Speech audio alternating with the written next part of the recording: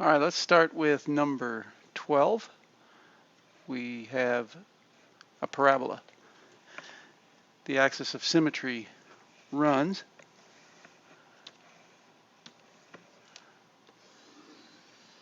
through x equals 3. And so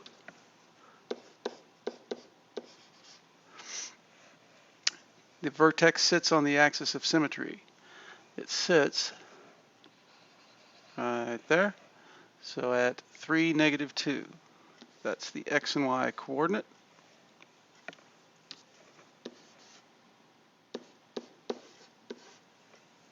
How many zeros? The zeros are where you see the graph crossing the x-axis.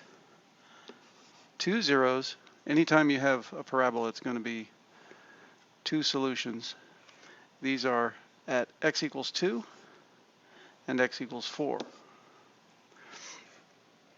The domain, which is the x values in which the function operates, go all the way in both directions forever, all real numbers. The range starts at y equals -2 and goes up. So y greater than or equal to -2. Now, let's look at number 13. X squared minus 2x minus 3.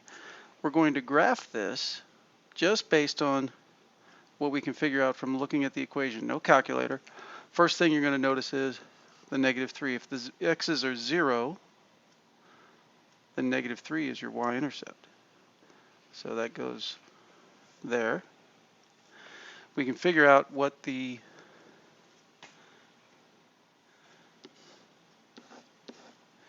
x-intercepts are if we can factor it. Y equals x squared minus 2x minus 3. So something multiplying to make -3, that adds up to -2. So it's going to be a negative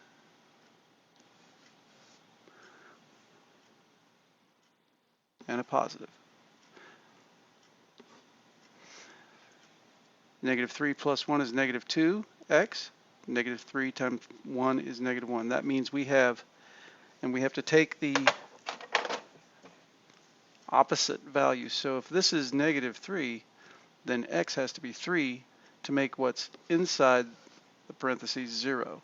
So we have one at 3, and we have one at -1. Now, where is the axis of symmetry? Well, we take the b term, the coefficient of the b term, which is -2. We want to say -b over 2a. That would be -2 over 2 times 1. In other words, your axis of symmetry is at x equals 1. So that would put it right through there at x equals 1.